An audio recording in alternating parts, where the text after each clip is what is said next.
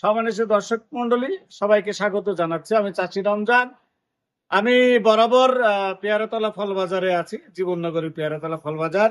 প্রতিনিয়ত চেষ্টা করি এই ফল বাজারে নানান খুঁটিনাটি বিষয় আপনাদের মাঝে তুলে ধরতে এবং কখন কোন ফলের দাম কেমন যাচ্ছে সেটিও তুলে ধরার চেষ্টা করি।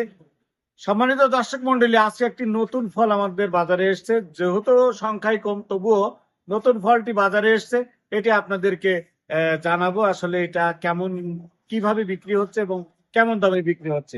দর্শক মন্ডলী দেখতে পাচ্ছেন আমার হাতে, এটা হচ্ছে জামরুল বলি আমরা এটাকে।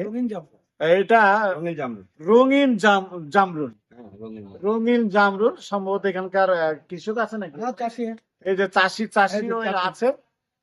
এইটা আপনি কোথা থেকে আসছেন? গোয়ালপাড়াতে এসছি। গোয়ালপাড়া থেকে। এটা আপনার গাছের ফল? নিজের গাছের ফল। আচ্ছা, এমনি তো চাষের জন্য লাগানো না, ওই বাগানে না, মাঠে পেয়ারা বাগানে 4টি লাগানো আছে। আচ্ছা, মাঠে পেয়ারা বাগানে শখ করে 4টে গাছ লাগিয়েছিল রঙিন জামরুলের। সেই জামরুল কিন্তু আমার চাষি ভাই এই বাজারে নিয়ে এসছে বিক্রি করার জন্য। আমরা এখন এই আড়তদারের কাছে জানবো এই জামরুল গুলো আসলে কিভাবে কত দামে বিক্রি হলো। আমাদের আড়তদার ভাই এখানে আছে, আল আকসা ফল ভান্ডার। আমি আছি এখন পেয়ারাতলা আল আকসা ফল ভান্ডার। তো কত দামে বিক্রি করলেন জামরুল? এটা এখন চাচ্ছি আমরা 120 টাকা। 120 টাকা কেজি বিক্রি হয়েছে? না, এখনো খদ্দের দাম সবে মাত্র আসলো। দর্শক সবে মাত্র এসছে, এখনো বিক্রি হয়নি। ব্যাপারীরাও আছে আশেপাশে, তারা দেখছে। এটা 120 টাকা দাম চা আছে, সম্ভবত তার 2-5 টাকা 10 টাকা এদিক সেদিকে এই মালটি বিক্রি হবে।